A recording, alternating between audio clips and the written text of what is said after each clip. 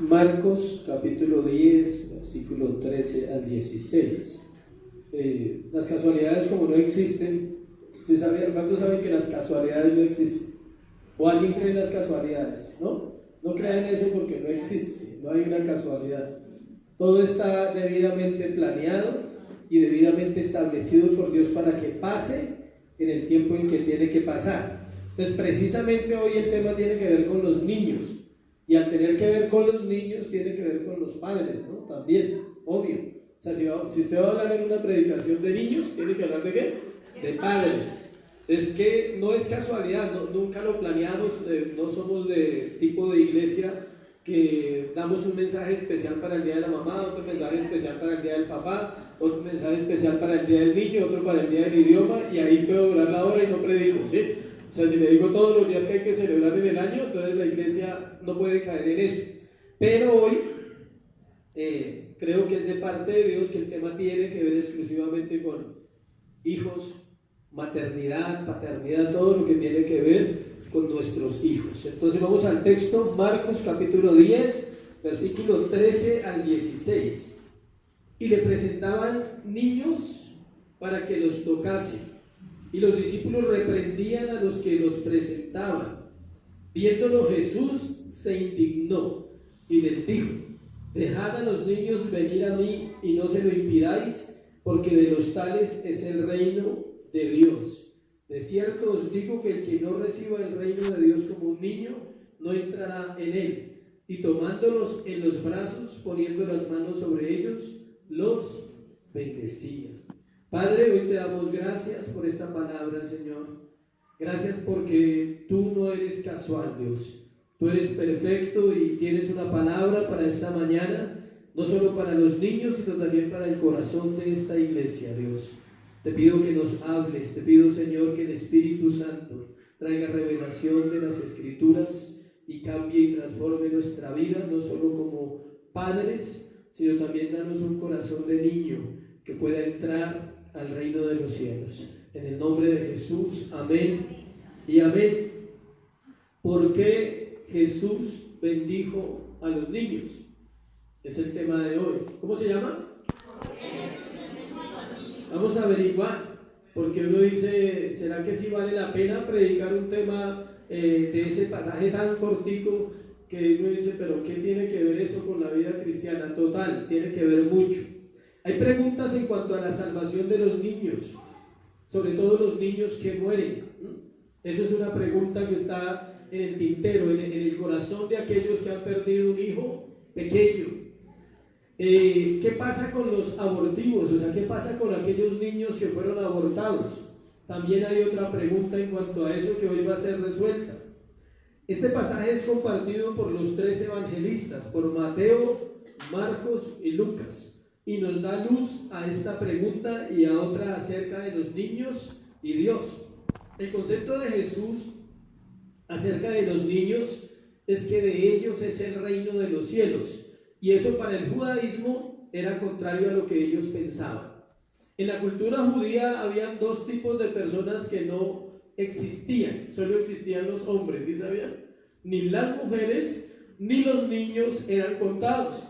Inclusive, cuando un hombre tenía una niña no se alegraba, cuando tenía un niño se alegraba. Y las familias judías preferían un niño que una niña. ¿Por qué? Porque ellos decían que si tenían un niño, ganaban una hija, o sea, la esposa de ese varón.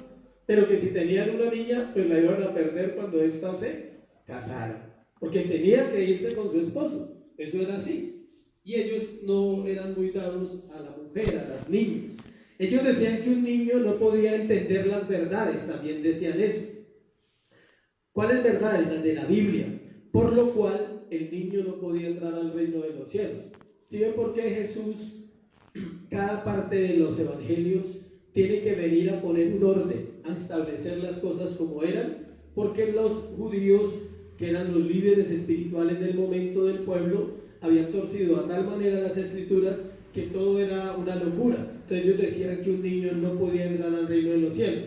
Entonces hasta la edad de 12 años, el niño estaba con su mamá. Los varones estaban con su mamá y a los 13 años, para entrar a los 13 años se le celebraba una fiesta que se llama el Bar Mitzvah, y desde ahí en adelante él podía ir a la sinagoga. Antes no podía ir a la sinagoga. Si no tenía 13 años, no podía ir a la sinagoga. O sea, es como decir que los niños no podían venir a la iglesia sino de 13 años en adelante. ¿Sí ven cómo era la cultura? Entonces, el Señor, al incluir los niños dentro de la salvación, no lo hace solo por llevarle la contraria a los líderes. Él lo hace mostrando una cosa, que el hombre no puede hacer nada para salvarse. Cuando Él incluye a los niños en este pasaje y confronta a los discípulos y les dice: dejen que los niños vengan a mí, no se lo impidáis, porque de ellos es el reino de los cielos. Él está diciendo: ellos no han hecho nada para ser salvos, pero son ¿qué? Salvos. Y ahorita vamos a mirar. Al final uno de los puntos es sobre una analogía entre la salvación de los niños y la salvación de los adultos. Un niño que no comprende las escrituras es salvo por la gracia de Dios, al igual que un creyente es salvo por la gracia de Dios, no por obras, pero sí para buenas obras. Si hay algo que podemos hacer por la próxima generación, es sembrar la palabra, es plantar en ellos semillas de la palabra de Dios para que den fruto en su tiempo. Dios no dejará que la palabra vuelva vacía, y Él hará que en ellos se avive la palabra para salvación. Es más fácil que un joven, escuche, que ha conocido de la palabra de Dios en su niñez, vuelva al camino correcto. Y es muy difícil que un joven que nunca ha conocido el camino de la verdad vuelva, porque él no sabe a dónde volver. ¿Sí me explico? Un chico que crece sin nada de Dios, él se va al mundo y él amará mucho más el mundo que un chico que en algún momento de la vida, el papá, la mamá, los abuelos. ¿Sí sabía que hay niños que los traen los abuelos y no los papás? Eso es común en la iglesia, muy común. Muchos niños conocen a Dios a través de los abuelos, no de los padres. Otros a través del tío o del tío cristiano, la tía cristiana mamona de la casa. Entonces, ese cristiano es el que saca a algún sobrino y lo lleva a la iglesia y está sembrando la palabra. Mientras que es un deber de los padres. Pero bueno, Dios usa lo que sea para que los chicos vengan al conocimiento de Dios. Entonces, un joven con principios cristianos va al mundo y él sabe que está ¿dónde? En el mundo. El otro no, el otro es normal, él dice: pues esta es la vida, hay que gozarla, hay que disfrutarla y hay que vivirla, pero él no sabe que hay un reino. En cambio, los otros jóvenes o niños sí saben que hay un reino. Vamos a mirar el pasaje y aprenderemos una vez más del único que podemos aprender. ¿De quién? De Jesús. Lo vamos a ver en 4 partes. Primera, para que anote, ahorita lo vamos a desarrollar, la búsqueda de la bendición. Luego vamos a hablar de el agudo reproche, o sea, cómo Él reprocha a los discípulos. Les dice: un momentito. Luego vamos a mirar la bendición especial, que es la que Dios da a los niños, y luego vamos a hacer una analogía acerca de la salvación basados en los niños. Entonces vamos a lo primero, versículo 13a. Dice: y presentaban niños para que los tocase, y los discípulos reprendían a los que les presentaban. Entonces vamos a ver la primera parte, que es: presentaban niños para que los tocase. Por lo general, los padres judíos llevaban a sus niños para que los rabinos o dirigentes de las sinagogas pronunciaran bendiciones sobre ellos. Era algo normal llevarlos, y los rabinos, los encargados de la reunión, como los líderes, ellos ponían las manos sobre los niños y los bendecían. ¿De dónde se hacía eso? O sea, ¿por qué se hacía eso en ese momento? Noé bendijo a sus hijos en Génesis 9, 26 al 27. Vamos a mirar qué le dijo Noé a sus hijos. ¿Qué le dijo él a sus hijos en ese momento? Hay varias bendiciones de padres para los hijos. Noé, Génesis 9, 26 y 27. Dijo más, o sea: bendito por Jehová mi Dios sea Sem, y sea Canaán su siervo. Engrandezca Dios a Jafet, y habite en las tiendas de Sem, y sea Canaán su siervo. Y vivió Noé después del diluvio 350 años. Notemos algo: Noé bendice 2 hijos y no bendice a uno. ¿Sí ven? La bendición no era para todos. ¿A quién bendijo? A dos, a Sem y a Jafet. No bendijo a Cam. ¿Por qué no bendijo a Cam? Todo el mundo lo sabe. Porque Cam vio la desnudez de su padre y no la guardó. O sea, no le guardó la espalda, digámoslo así. Él vio al padre desnudo y llamó a los hermanos para que vieran al papá desnudo, y eso se le volvió una cuestión de ¿qué? De maldición para Cam. Los hijos deben guardar el corazón de sus padres. No es tapar las mentiras, no es tapar el pecado de los padres, pero los hijos deben ser prudentes en cuanto al juicio que emiten sobre los pecados de los padres. A eso es que se refiere. Hay otro hombre llamado Jacob, en Génesis 49, 28, no lo voy a leer, usted lo puede anotar. Él bendijo 12 hijos, pero igual tuvo en cuenta las actitudes. Usted mira las 12 tribus de Israel, está Rubén, era el mayor, y Rubén durmió con una madrastra, ¿así sabía? Y eso le contó en el momento de la bendición.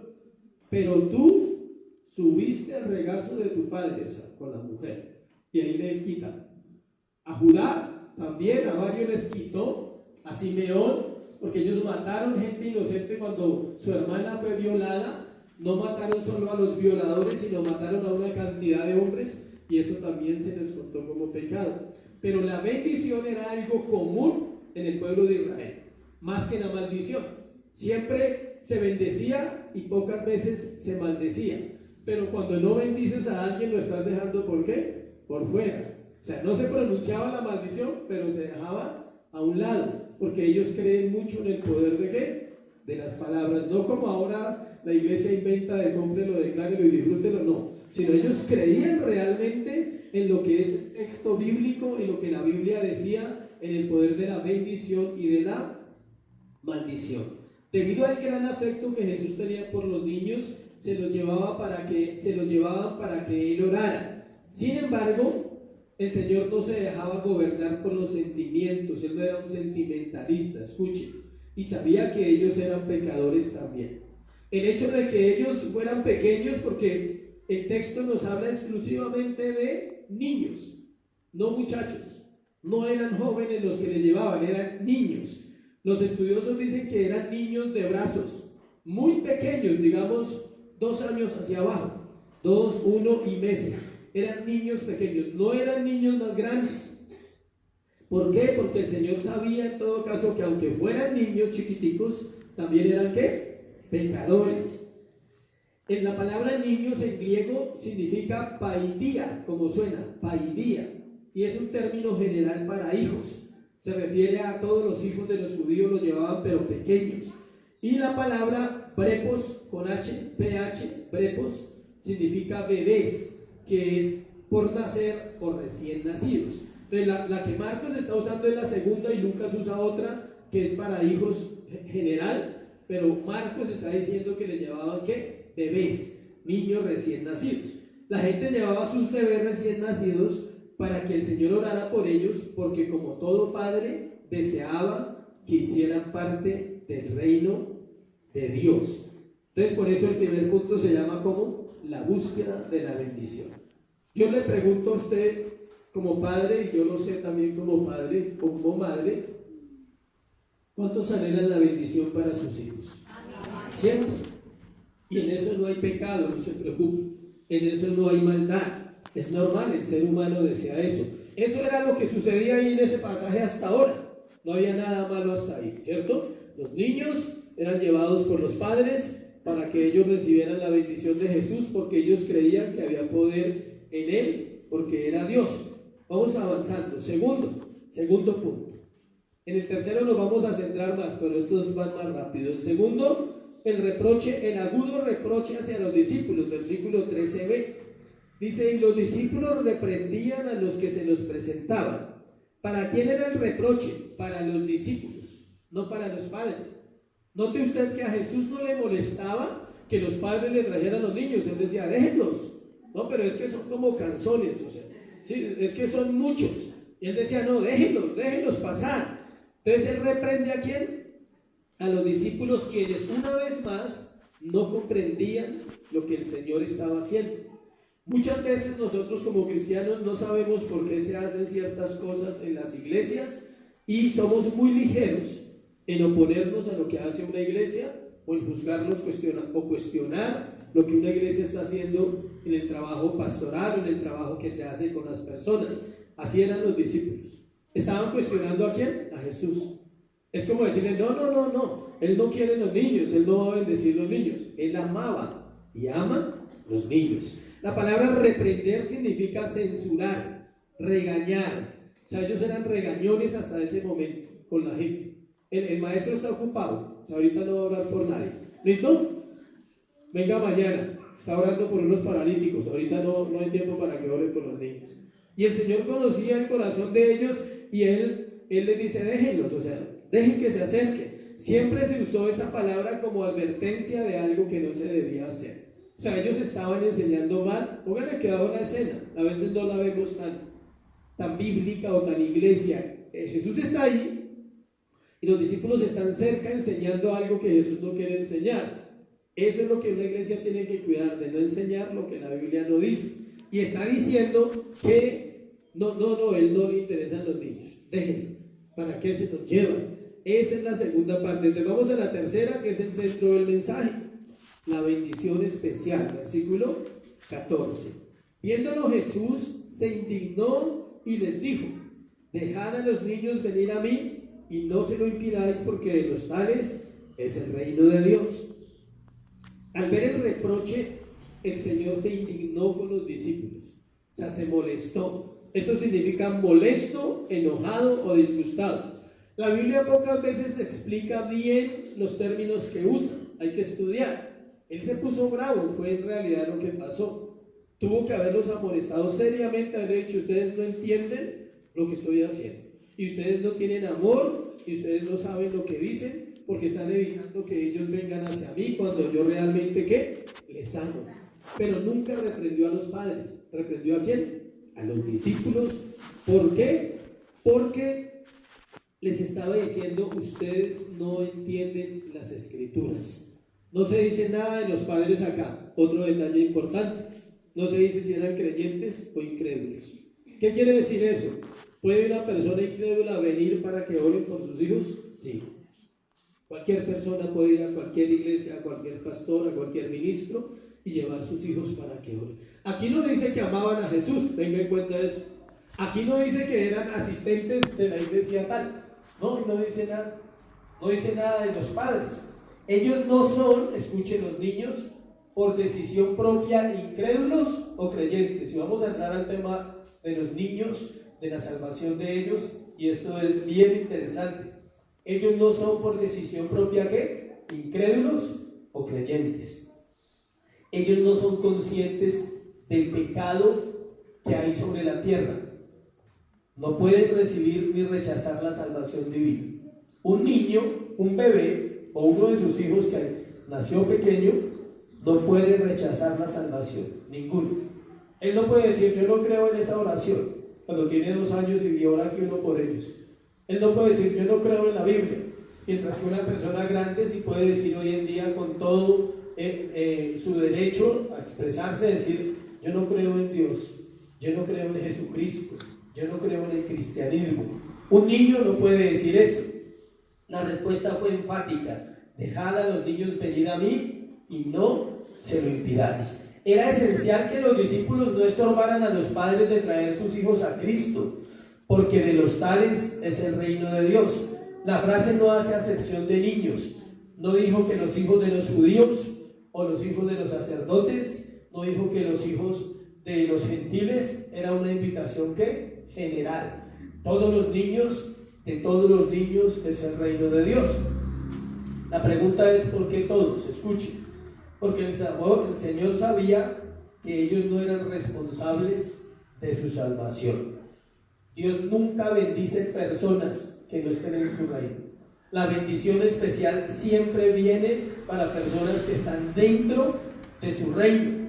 Todos los niños están al cuidado de Dios, y si llegasen a morir en el periodo de edad en el cual no son responsables de su salvación, irán a la eternidad con Dios. Ese es el dilema. Y esa es la pregunta de muchos padres. Y es la que vamos a responder. ¿Hasta qué edad un niño es salvo? Puedo decir esto con toda seguridad lo que le voy a decir. Escuchen, todos, absolutamente todos los niños de la tierra que no son conscientes del pecado en su naturaleza todavía, son salvos al morir. O sea, si mueren en la niñez y no alcanzaron a despertar su conciencia al pecado, ellos van directo ¿a dónde? Al reino de los cielos. Es inmediato. Nadie puede contrariar eso de la Biblia. Nadie puede decir que uno está diciéndoles a ustedes una mentira. La Biblia lo confirma. Pero hay una edad. Pero esa edad no la determina el hombre, no la determina la iglesia, la determina ¿quién? Dios en su soberanía. Mire, yo conocí niños de 6 años que fumaban bazuco día y noche. Y usted los veía en el Bronx, en el Cartucho y en el centro. Y los ve, usted va a un sitio de esos y usted ve niños de 6 años consumidos en droga desde el día de la mañana hasta por la noche. La pregunta, ¿son salvos? No lo sabemos. No lo sabemos, escuche. Porque puede ser que un niño aprendió desde los 2 años a consumir, pero él no entiende, escuche, él no entiende la naturaleza del pecado. Y él no entiende la naturaleza de la salvación. Yo no estoy diciendo que sea salvo. Estoy diciendo que eso lo determina ¿quién? Dios, en una soberanía que usted y yo no nos podemos poner a cuestionar. Un niño de 10, ya más grandecito, 11 años, también puede ser salvo en su inocencia. Si no ha conocido maldad y pecado, él puede morir e ir a la eternidad directa con Dios, como un niño de 6, de 5, de 4. Todo depende lo que Dios quiere juzgar en esa vida. Luego de ser responsable de su salvación, lo cual varía en edad, ellos darán cuenta y necesitarán arrepentirse y creer en el Evangelio de Jesucristo. O sea que llega un punto en que el niño ya no es salvo por gracia como todos, sino que en ese momento ya necesita ¿qué? Arrepentimiento y dar cuentas de sus pecados. ¿Los niños mienten? ¿Niños? ¿Están allá? ¿Están atentos? ¿Niños, ustedes mienten? Sí, ¿sí? Los niños mienten. Los niños engañan. Los niños, no estoy hablando de los grandes. Los niños, y ellos cuando son conscientes que la mentira es pecado, ellos tienen que dar cuenta a Dios y decirle: Señor, perdona mis mentiras. Si un niño se roba 200 pesos, está robando y tiene que dar cuentas a Dios. Si él es consciente que el robo ya lo conoce como robo, él tiene que dar cuentas. Mientras que un bebé, un niño de 2 años no se roba una moneda, ¿o sí? Si ve la diferencia, haga la diferencia. Un niño de 2 años encuentra un billete de 50,000 y puede romperlo, ¿sí? Un niño de 11 años no se sabe si lo rompa o se lo lleve al colegio. ¿Sí ve la diferencia? Ahí es donde usted tiene que ir discerniendo en el corazón de sus hijos de acuerdo a la edad que tienen. Si ellos ya son responsables del pecado, hay que empezar a hacer un trabajo de que ellos entiendan que son responsables. Aclaramos que la consoladora verdad que los niños pequeños cuando mueren van al cielo, escuchen, no indica que no sean pecadores. O sea, un niño de 2 años muere y es pecador. ¿Y es salvo por qué? Por gracia. Aunque todavía no han escogido pecar, igual son salvos por gracia. Vamos a Romanos a hablar un poquito de la naturaleza del hombre antes de nacer. Romanos capítulo 5, versículo 12, 21. Romanos 5, 12, 21. El gran libro de Romanos 12. Por tanto, dice, como el pecado entró en el mundo por un hombre, y por el pecado la muerte, así la muerte pasó a todos los hombres por cuanto todos pecaron. ¿Cuántos hombres pecaron? Todos. ¿Incluye a los niños? Obvio. ¿Incluye al bebé que tú amas tanto? ¿Incluye el chiqui? Ese está incluido ahí, ¿sí? El que tú gangueas y consientes, él está incluido ahí. El niño de 3, de 5 que usted dice tan lindo, ya aprendió a hablar, aprendió a caminar, ya se tira gases, o sea, todo eso, usted ya, él está incluido ahí. Ya es un pecador. Dice, pues antes de la ley había pecado en el mundo, pero donde no hay ley no se inculpa de pecado. Ellos no hacen bajo una ley del pecado, los niños. Todos son pecadores. David lo dijo mejor en el Salmo 51:5. Dice, en pecado he sido formado y en pecado me concibió ¿quién? Mi madre. No la mía, sino la madre de David. Entonces, la mía también. En Génesis 8:21 Dios manifestó esto: el intento del corazón del hombre es malo desde su juventud. ¿Desde cuándo es malo el intento del corazón del hombre? Desde su juventud. Y dice que desde la matriz el hombre es ¿qué? Pecador. Entonces el niño cuando muere no se salva. Escuche que esto es lo importante, papás. Él no se salva por ser santo, se salva por la gracia de Dios, no por ser santo, porque si solo se le cobrara el pecado original, tendría que ser condenado. Isaías 48:8 dice que somos llamados rebeldes desde el vientre por Dios. Ese sí lo quiero leer. Isaías 48:8. Isaías 48:8. Si nunca lo habías oído, ni nunca lo habías conocido, ciertamente no se abrió antes tu oído, porque sabía que siendo desleal habías de desobedecer. Por tanto te llamé rebelde desde el vientre. ¿Sí ven por qué a veces no entendemos el Evangelio? Porque Dios nos llama rebeldes ¿desde dónde? Desde el vientre. ¿A cuánto les molesta que le digan que somos rebeldes? A todos. No levanten la mano, pero a uno no le gusta. Cuando le nombran esa palabra uno dice, uy, pero somos rebeldes. Dios nos llama rebeldes desde el vientre. El hecho de que todos nacemos en pecado y que luego somos alcanzados por la gracia de Dios para salvación es lo que se llama bendición especial. Por eso ese punto se llama ¿qué? Bendición especial. ¿Cuál bendición especial? Salvar niños que mueren pequeños, que son abortados. Todos los abortivos, escuchen, todos están en la eternidad. Todos.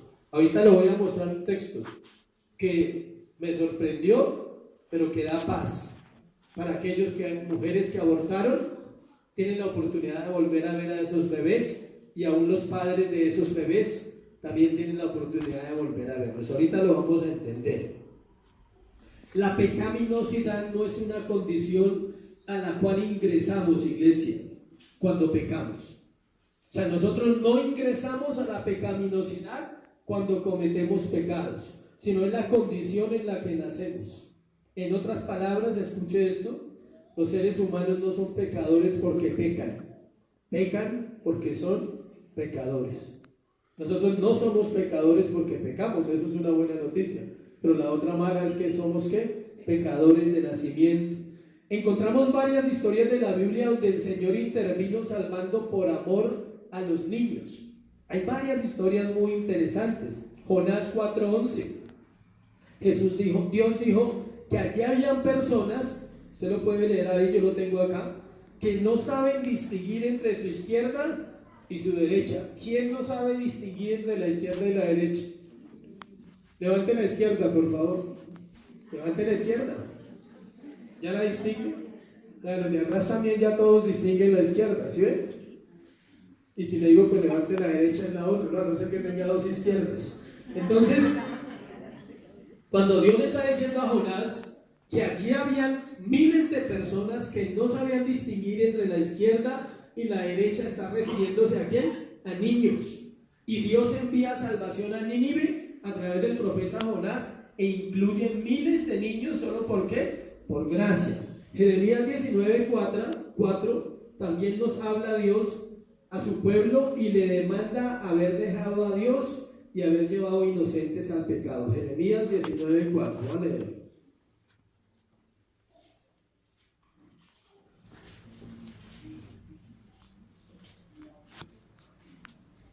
Dice, porque me dejaron y enajenaron este lugar y ofrecieron en él incienso a dioses ajenos, los cuales no habían conocido ellos. Hablando de los niños, dice, ni sus padres, ni los reyes de Judá, y llenaron este lugar de sangre de inocentes. O sea, todos los hijos del pueblo de Israel, cuando ellos fueron llevados cautivos y cuando ellos pagaron digamos, como ese precio de desobediencia, Dios les demanda, les dice: sus niños, aunque inocentes, van a pagar también por el pecado ¿de qué? De los padres. No le está cobrando el pecado de los padres a los hijos, pero tenía que ser así, no nos podía dejar solos a los niños. Ellos se llevaron los niños a Babilonia, pero ahí les está diciendo que ellos eran ¿qué? Inocentes. Una explicación de por qué Dios perdona compasivamente a los niños. Escuche esto. Quiero que le ponga mucha atención a esto. ¿Por qué un niño no puede ser condenado cuando él no tiene conciencia todavía? Si un bebé muerto fuera enviado al infierno sin otra explicación que el pecado original, habría una buena razón para el juicio por parte de la mente divina. O sea, si el niño, el abortivo, por ejemplo, se perdiese, o el niño de 1 año que murió se perdiese en el infierno, habría una buena razón de parte de Dios, porque tiene pecado. Porque nacemos ¿en qué? En pecado. Pero escuche por qué no. Pero la mente del niño sería un blanco perfecto en cuanto a la razón de su sufrimiento. O sea, no tendría validez el castigo. Bajo tales circunstancias, el infante conocería el sufrimiento, pero no entendería la razón de tal dolor. O sea, sería ahí justo que un bebé fuera al infierno, porque él recibiría el sufrimiento, pero que él nunca entendería por qué. Y eso va para los adultos. Toda persona que va a estar separada de Dios en la eternidad siempre va a saber ¿qué? ¿Por qué? ¿Por qué? Por mi pecado. Y lo va a tener tan claro, así como no lo tuvo 80 años en la tierra o 70 años en la tierra, allá lo va a tener por la eternidad. Y esa es una de las cosas que va a carcomer su conciencia, saber que está ahí. ¿Por qué? Por mi pecado, no por el de nadie más, por mi pecado. El niño no podría darse cuenta de por qué estaría tan horriblemente afectado, y en consecuencia, escuchen, todo el sentido y el significado de su sufrimiento pasaría a ser un enigma en él. O sea, él nunca entendería por qué. No sería consciente de su castigo. La misma esencia del castigo estaría ausente, y la justicia de Dios estaría desilusionada y engañada en su legitimación. O sea, sería ilegítimo que un niño fuera al infierno, porque él no tiene cómo entender que es un pecador. Mientras que un adulto es justo que vaya por su pecado, porque lo sabrá durante toda la eternidad. Miremos lo que dijo Job, capítulo 3, versículo 11. Varios hombres de la Biblia, asombrosamente, uno dice asombrosamente, desearon morir antes de nacer. Y eso lo impresiona a uno. Dice: yo sé que eso le ha pasado a usted o a algunos de los que podemos estar aquí. En algún momento podemos haber pensado decir: ¿para qué nací? Job 3:11. Miren lo que dice Jobcito. Dice: ¿por qué no morí yo en la matriz? Dice Job. No es un hombre malo, está pasando un momento difícil y él dice: ¿por qué no morí yo en la matriz? ¿O expiré al salir del vientre? ¿Por qué me recibieron las rodillas y aquellos pechos que mamase? Pues ahora estaría yo muerto, escuche, y reposaría y dormiría, y entonces tendría descanso. O sea, Job era más consciente que cualquiera que el haber muerto pequeño le hubiera evitado tanto problema en la vida, y era salvo inmediatamente. Él dice eso. Luego dice: con los reyes y con los consejeros de la tierra que reedificarán para sí ruinas, o con los príncipes que poseían el oro. Él dice que estaría con ellos que llenaban de plata sus casas. ¿Por qué no fui escondido, mire, como abortivo, como los pequeñitos que nunca vieron la luz? Allí los impíos dejan de perturbar, y allí descansan los de agotadas fuerzas. ¿Dónde? Donde están todos los abortivos y donde están todos los niños que ya murieron, que es en Cristo. Están en el paraíso con el Señor.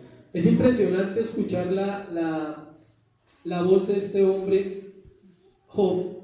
Tan duro era su dolor que deseó todo esto. O sea, él sabía, ¿a dónde voy con el punto? Que él era consciente que los niños pequeños son salvos. Y él decía: hubiera yo preferido salvarme y no haber tenido que trasegar toda esta vida que me ha tocado.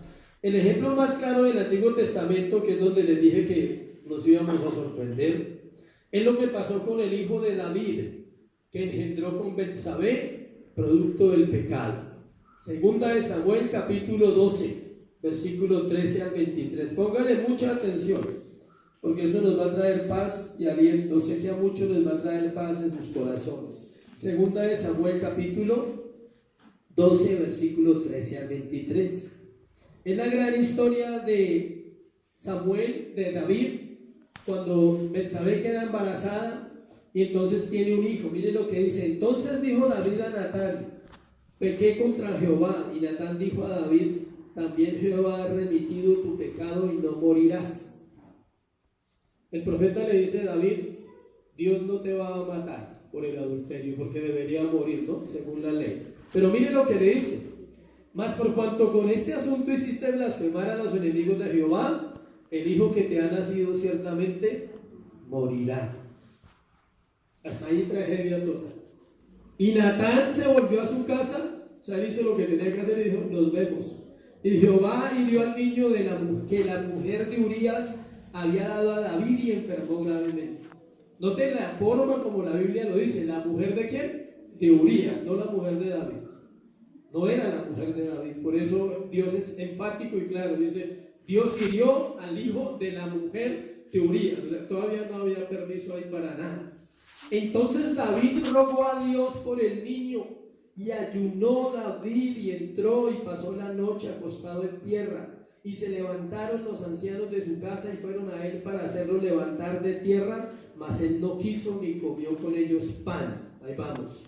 Y al séptimo día murió el niño, y temían los siervos de David hacerle saber que el niño había muerto, diciendo entre sí: cuando el niño aún vivía le hablábamos y no quería oír nuestra voz.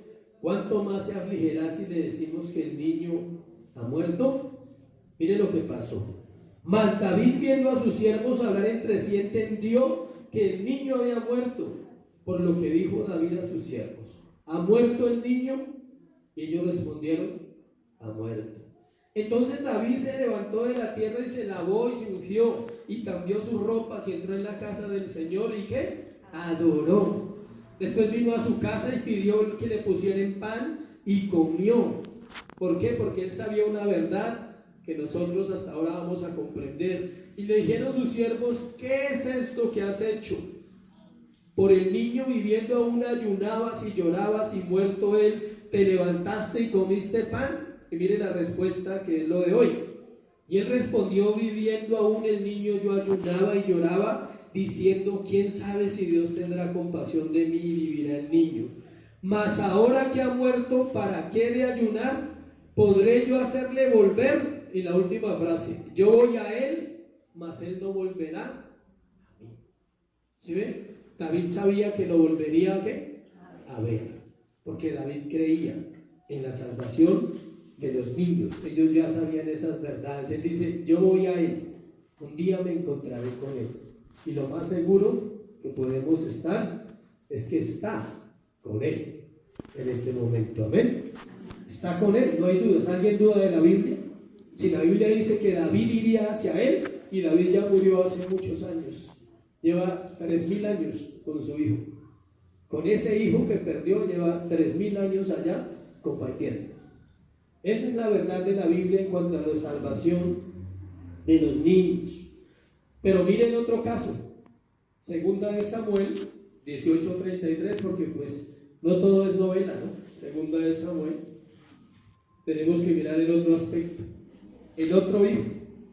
Bendición. Segunda de Samuel 18:33. Esta es diferente, esta historia, pero es verdad también. Entonces el rey se turbó y subió a la sala de la puerta y lloró, y yendo decía así: hijo mío Absalón, hijo mío Absalón, ¿quién me diera que muriera yo en lugar de ti, Absalón, hijo mío? Y versículo 4: mas el rey, cubierto el rostro, clamaba en alta voz: hijo mío Absalón, Absalón, hijo mío. ¿Por qué creen que clamaba diferente que con el bebé? Porque él sabía que Absalón, cuando muere Absalón, el rey estuvo desconsolado, porque no sabía, escuche, si volvería a reunirse con el hijo asesino y rebelde. ¿Sí hay una diferencia? Con el bebé se tenía que reunir obligatoriamente, pero con Absalón no sabía si se iba a volver a reunir con el hijo asesino y el hijo rebelde. Amén. Analogía de la salvación, cuarto y último. Versículo 15 al 16. Antes de mirar esa analogía, quiero mirar algo ahí. Es que tú como papá o como mamá no puedes hacer salvo a tu hijo. Nunca se te olvide eso como cristiano, o si no vas a sufrir. Y vas a sufrir bastante. Hasta que no entendemos esas verdades, no descansamos realmente en nuestro Señor. Todos los cristianos, absolutamente todos, por desconocimiento de la Biblia y por no tener a veces una relación plena con Dios, creemos que podemos hacer algo para salvar a nuestros hijos. Sí podemos hacer, pero la salvación es únicamente ¿de quién? De Dios. Usted tiene que hacer una parte, pero eso no garantiza, escuche, que usted pueda decir, es que mi hijo es salvo porque yo vengo a la iglesia. No, es que mi hijo va a ir a la eternidad porque yo voy a ir a la eternidad. En el caso de los bebés, sí. Entonces, alguien de pronto hoy recibió buenas noticias, que alguien le espera, que si alguna vez una mujer abortó, solo necesita permanecer y perseverar en la salvación, y un día, como dice la palabra, toda culpa será limpiada. Toda culpa será ¿qué? Quitada. Solo en ese momento habrá una verdadera redención de ese pecado, no más. Que si el hombre participó, porque a veces algunos participan, también tiene que dar cuentas a Dios de ese pecado. ¿Cómo participa un hombre de un aborto? Fácil, da el dinero, ¿no? O simplemente dice, hágame, no hay problema. Estoy de acuerdo. El hombre no se practica un aborto, sí, pero el hombre calla, omite. El hombre dice, pues usted verá, lo que usted decía está bien, yo le apoyo. Eso es participar como hombre. Otros, pues son más directos y dicen, ¿cuánto hay que dar? ¿Qué necesita? Porque necesitamos resolver ese asunto. O sea, yo no quiero ahorita problemas, o sea, mi vida va muy bien, estoy en mi carrera, estoy en mi trabajo, usted también tiene que trabajar, estudiar, entonces resolvamos ese asuntico rápido. Ese asuntico, escuche esto. El crimen más terrible que pueda cometer un ser humano se llama el aborto. Tengo que compartirlo porque así es. Matar a una persona físicamente es difícil, ¿sí sabía?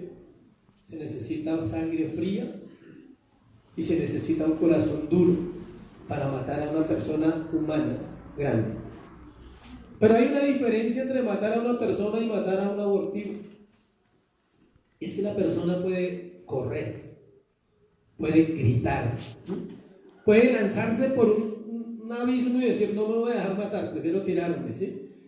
Puede defenderse, pero el abortivo no puede. Y él siente el mismo horror de la muerte, la misma expectación, dicen los que saben. Él siente la misma angustia que tú y yo podemos sentir el día que sabemos que nos van a matar. No sé cómo será eso, pero el día que tú sabes que te puede pasar algo, viene una angustia interna. Él la siente ahí en su corazón, porque tiene corazón. Y él trata de huir dentro del vientre, pero no puede. Y no tiene para dónde escapar. Se llama injusticia sobre los inocentes. Y eso es un pecado que Dios perdona también, gracias a Dios, pero que necesitamos tocar también. La analogía de la salvación, versículo 15, versículo 16.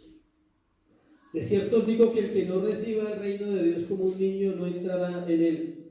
Y tomándolos en los brazos, poniendo las manos sobre ellos, los bendecía.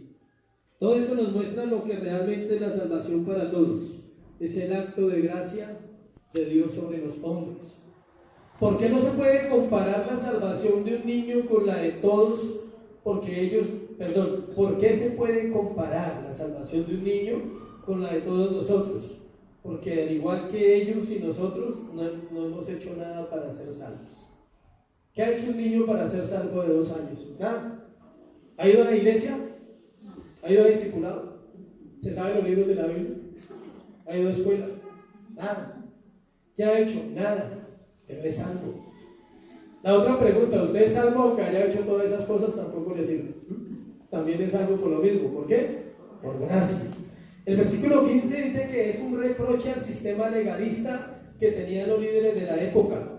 La frase dice, tomándolo en los brazos, podemos decir que alzaba a cada niño y los bendecía, oraba por ellos ofreciéndolos al Padre para salvación. Cuando fallece un niño, la aplicación de la salvación es inmediata, o cuando muere alguien con la mente de un niño también, porque él dice que debemos ser como ¿qué? Como niños. ¿Qué es esa parte que es tan difícil de entender? Se acaba la malicia. Le hago este ejemplo. Hay un grupo de niños, 10 niños de 2 años hacia abajo. 2 años hacia abajo. 2, 1, 1 y medio, gateando, jugando. Y entra otro niño en los brazos de una mamá. Escuche esto. Él nunca va a pensar como un grande, él nunca va a decir que están hablando mal de mí esos dos. No. O sea, su mente es de niño. Aquí hay 2 niños jugando y el que entra dice, uy, esos dos están hablando mal de mí. O sea, no tiene malicia, su mente, ¿sí? Él no está mirando a la niña diciendo, uy, esa niña está como bonita, o sea, ¿sí? Esa niña está interesante, o sea, no. Si ve la mente del niño y llegar allá cuesta, iglesia, a una mente sana, a una mente que no tiene malicia, a una mente que no juzga, a una mente que recibe las cosas de Dios aunque no le gustan, a una mente que tenga la capacidad de decir, yo quiero ser como un niño. O sea, usted tiene que anhelarlo y desearlo todos los días de su vida. Dígale, Señor, quítame la desconfianza que el hombre sembró en mi corazón. El hombre ha sembrado desconfianza. Hombres que han sido engañados no confían en las mujeres. Necesitas volver a ser como un niño y decir, no, tú me puedes sanar y tú puedes restaurar mi familia. Mujeres que han sido heridas y destruidas, les cuesta confiar en su esposo. Necesita una mente ¿de qué? De una niña que llega al jardín y no está pensando, todos están cortados por la misma tijera. Si apenas entra a la puerta y los ve, dice, todos ellos están cortados con la misma tijera. No me imagino una niña de 2 años con ese gran pensamiento, ¿no? Nunca. Y los hombres diciendo, todas son igualitas. Igualitas, todas hablan y hablan y hablan y son igualitas, porque las niñas están allá hablando y hablando. No existe. Por eso el que muera con una mentalidad así en Cristo, también su salvación. ¿Cuántos saben que los ancianos vuelven en cierta forma a una etapa de ser como niños? ¿Sí sabían? Se les olvida todo, no se acuerdan. Un niño, usted no le va a preguntar a un niño, oye, ¿dónde dejaste tal cosa? Tiene 1 año. Él no le va a responder, oye, ¿dónde dejaste el celular? No, el niño no le responde. Y los ancianos alcanzan a llegar a esa etapa de inocencia, donde ellos ya pierden la malicia. Ellos ya pasan una carretera lentos, pensando que nadie los va a coger un carro, por su lentitud. ¿Se ve cómo es Dios de bonito de dar oportunidades tanto de una manera como la otra? Y ellos hacen muchas cosas, los ancianos, que vuelven en parte a recuperar inocencia. Tristemente, no podemos llegar hasta allá. No podemos esperar a que la vejez nos alcance. Necesitamos volver nuestro corazón a Dios como niños. La mayor bendición que un padre puede dejar a un hijo es evangelizarlo en amor. Esa es una alta prioridad como mayordomos de sus vidas, el tiempo que estarán ¿con qué? Con nosotros. Mientras tiene la edad suficiente para creer en el Evangelio y vivirlo. O sea, hay una etapa donde los padres tienen que hacer la tarea y hay otra etapa donde los hijos ya tienen la capacidad de hacerla. La salvación de sus hijos y los míos es una obra soberana de Dios. Los padres son agentes de esa obra divina. Son los principales misioneros en la vida de un niño. El principal misionero en la vida de un niño es ¿quién? El papá y la mamá. No el evangelista tal que viene la otra semana. No. Es el papá y la mamá, no es el pastor de la iglesia, ¿sí sabía? Pues en el caso de mi hija sí, porque yo soy el pastor de la iglesia, sí, es diferente. Pero no es el pastor ni la pastora, le aclaro padres, los que son responsables de esos niños, ni los maestros de escuela. Ellos no son responsables de los niños. Ellos hacen una tarea, pero la responsabilidad evangelística y misionera es de ¿quién? De los padres. Las personas, escuche este texto tan mal usado, y vamos cerrando ahí. Una persona cita Proverbios 22:6. Instruye al niño en su camino y aun cuando fuere viejo no se apartará de él. Yo también alguna vez pensé que era solo citarlo. La persona que utiliza este texto probablemente lo aplica de esta forma. Solo enséñele el plan de salvación al niño y demuéstrele los caminos felices de la sabiduría, y aunque en la niñez no se convierta, sin embargo cuando sea mayor, no cabe duda de que escogerá el camino que tú le enseñaste. Esa es la forma más mediocre de hacerlo. Pero eso no es cierto, escuche. ¿Es este el verdadero sentido del texto? No. Está lejos de la verdad que el Espíritu Santo quiere enseñarnos. Es otra lección a través de esas palabras. Escuche lo que es la lección.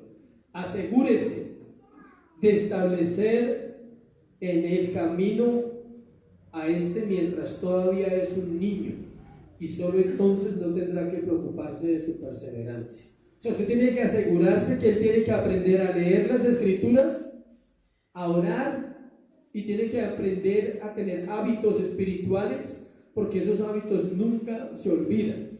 Muchos padres no enseñan a sus hijos a orar, no los enseñan, pero ¿sabe por qué? Porque ellos tampoco oran. Y muchos padres, sus hijos nunca los han visto orar.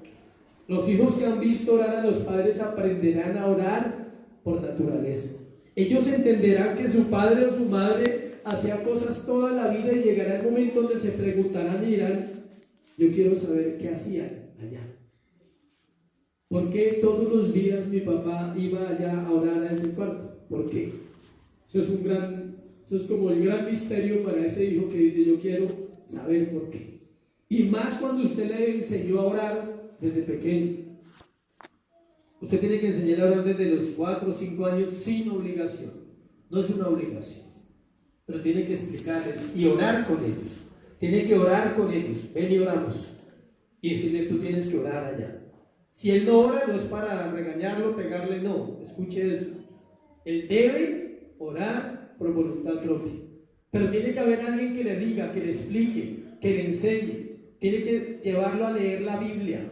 Él solo tiene que leer la Biblia, y él mismo tiene que entender las Escrituras, y tiene que llevarlo a leer libros si puede también. Todo eso lo puedo hacer con mi hijo menor. Con los dos grandes no, porque no estuve con ellos pequeños, pero con el menor fueron 10 años intensos de curso. Leía la Biblia, oraba, estudiaba, sacaba resúmenes, así. Es la única confianza que tenemos con mi esposa, que eso nos sostiene hoy en día, aunque no esté con nosotros. Amén. Pero tenemos la conciencia tranquila porque lo hicimos. A veces lo espiábamos. Él cerraba la puerta y nos íbamos a escuchar. ¿Qué orabas y cómo oraba? Los resúmenes eran bien hechos de los libros de Samuel, de todos los libros de la Biblia. Leyó la Biblia varias veces en casa, libros, cualquier cantidad. O sea, él no puede decir: a mí no me enseñaron. Él tiene claro que se le enseñó, y hace poco hablé con él y no hablamos mucho, un poco por la distancia, pero siempre, solo una frase me dijo, y eso es importante para mí: ¿y tú cómo estás viviendo?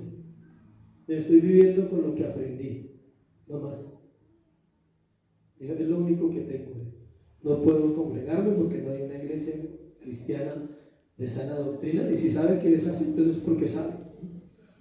Me nombró las iglesias y dije: estás en lo cierto, no son de sana doctrina. Entonces, ¿yo a qué voy allá? Yo solo me sostengo con lo que ustedes me enseñaron, con lo que Janet y tú me enseñaron. Dijo: por eso me sostengo todos los días. Oro y leo la Biblia y procuro entender y procuro vivir. No es más. ¿Qué más puedes hacer por alguien? ¿Puedes hacer algo más por un hijo? No lo puedes meter al cielo, quítate eso de la cabeza. Puedes enseñarle y puedes prepararle para que cuando él viva lo que tenga que vivir, tenga una herramienta y diga: me agarro de lo único que me puedo agarrar, que es ¿quién? Cristo. Escuche esto. Asegúrese de establecer que el niño aprendió. Inicia el niño en su camino, o al principio del camino. introduzca la verdad en su alma mientras es niño, y descanse de que Él se mantendrá como ha comenzado. Es un texto de gran bendición para exhortarnos a buscar verdaderamente la conversión en los pequeños. Amén. ¿Cuántos saben que el trabajo con los niños no es fácil? Es un trabajo que da resultados largos. Alguien se encuentra a una persona y dice, tiene 25 años y le puede decir, ay, un día usted me enseñó una clase, un día usted, pastor, nos compartió una palabra. Y ya, ¿cuánto hace, no? Yo tenía como 7, 8 años, pero aún estoy caminando en el servicio de Dios. Amén. Vamos a ponernos sobre los pies. Vamos a participar de la cena y vamos a darle gracias a Dios por ese privilegio que tenemos, recordando una vez más que Jesús murió por nuestros pecados y, obvio, por nuestros hijos también, por nuestros niños. ¿Cuántos quieren acompañarme a hacer una oración por nuestros hijos? Y de paso por nuestras mamás y papás también. Bueno, padres, vamos a hablar por los padres en general, que Dios nos ayude a ser sabios, le damos sabiduría, que nos enseñe a amar a nuestros hijos. Siempre tenemos que hacer como énfasis en eso.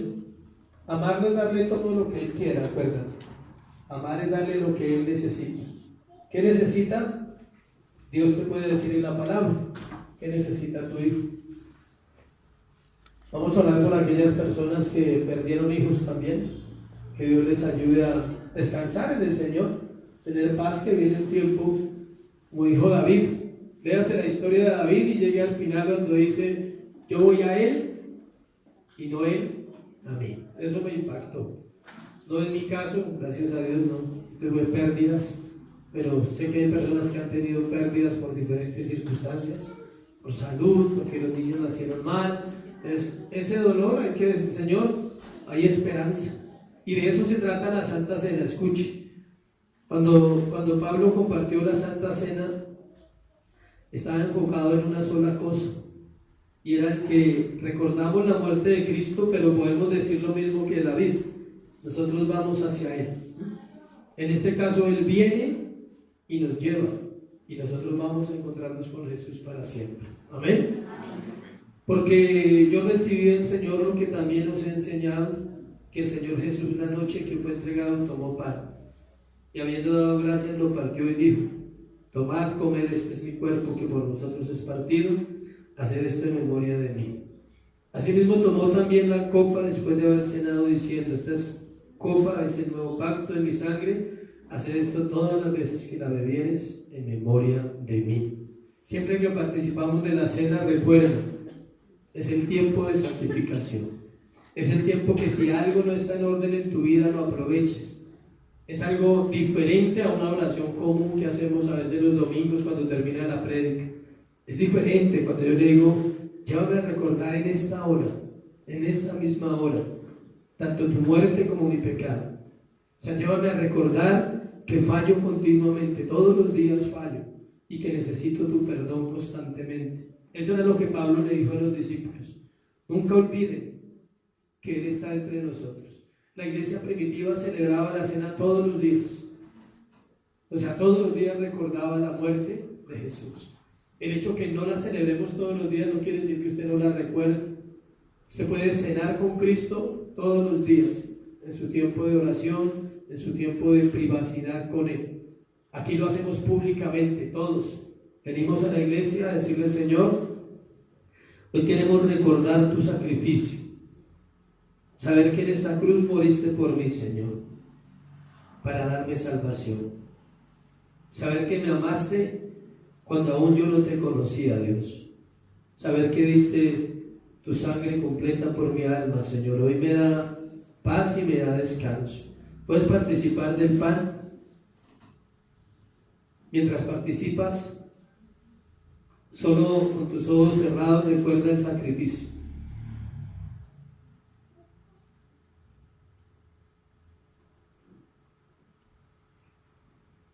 Recuerda que no hay amor más grande que solo Él se entregaría así por alguien. y solo Él se entregaría así por ti y por mí. Es el que también tomó la copa, que representa su sangre. No solo murió, escucha iglesia, no solo murió. Si hubiera muerto, nos hubiera salvado. Pero Él tenía que hacer la otra parte, y era perdonar nuestros pecados y limpiarnos. Por eso su sangre, dice la Biblia, nos limpia de todo pecado, de lo que el pecado produce internamente en un corazón.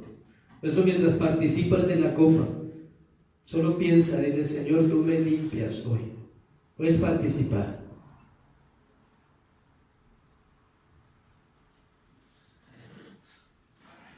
Señor, gracias por la obra perfecta en el madero, Señor.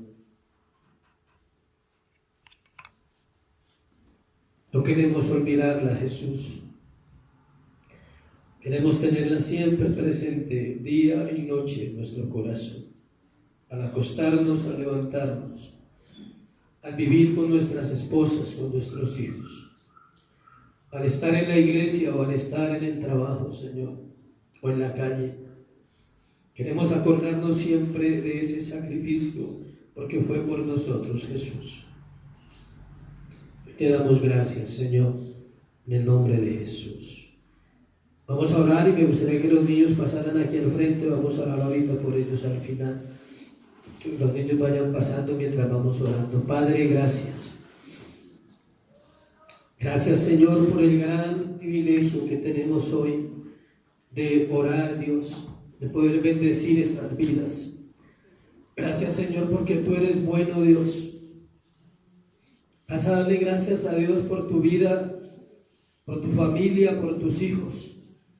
Aún por ti mismo, dile: porque me escogiste desde el vientre y me diste salvación. Porque así como los niños no saben, Señor, que son salvos cuando son pequeños, así nosotros fuimos salvos por gracia. Y hoy te damos gracias por ello, Señor. Hoy exaltamos tu nombre, te adoramos, Dios. Te decimos: toma control de nuestras vidas. Toma control de nuestros hijos, Dios. Toma control de todo lo que hacemos en esta iglesia, Señor. Solo queremos bendecirles a estos niños. Queremos bendecir nuestros hijos, aún los que no están aquí, Dios. Enviar una palabra de vida sobre ellos. Pedirte que vuelvas tú sobre ellos. Que ellos puedan conocerte, Dios, donde están. Que ellos puedan venir a la salvación en esta hora, en el nombre de Jesús. Señor, y aquellos que han perdido hijos, Dios, que tú puedas consolar su corazón y que puedan pensar como pensó el rey David, aún sabiendo que su hijo era un pecador. Él dijo: yo voy a él y él no vendrá a mí. Y hoy tú puedes tener la certeza, mamá o papá, que verás nuevamente a esos hijos. Solo permanecer, solo estar firme, y un día eso sucederá. Que la motivación no sea esa, pero que sea una añadidura de la vida cristiana, del privilegio que tenemos de conocerle. Padre, hoy oramos por estos niños, queremos bendecirles en el nombre de Jesús. Padre, bendíceles, trae vida sobre ellos, Señor, guárdalos y trae salvación sobre ellos en el nombre de Jesús. Padre, hoy los bendecimos.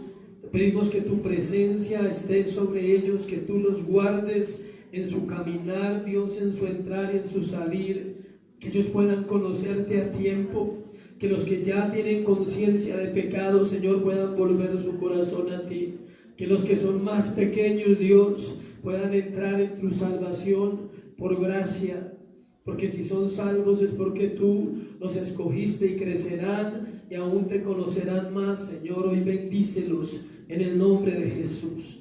Padre, hoy los bendecimos como iglesia. Te pedimos que tú los cubras, Señor, que tú los guardes siempre, que su vida sea guardada para ti, Dios. Hoy te damos gracias por este tiempo, Señor. Oramos por nuestra vida. Ora por ti, por tu familia. Padre, presentamos las familias y te damos gracias porque podemos tener un lugar donde orar, donde venir a congregarnos. Hoy bendice este domingo. las mamás, los papás, Señor, que sea un día de paz, que no haya muertes, tragedias, buscando una celebración más, Señor, solamente a veces trae dolor, que haya sabiduría aún para eso en esta tierra, Dios. Hoy bendecimos esta iglesia, te damos gracias por todo lo que estás haciendo, Señor, en el nombre de Jesús. Amén. Y amén, dale un aplauso a Jesús. Dios les bendiga, Dios les bendiga.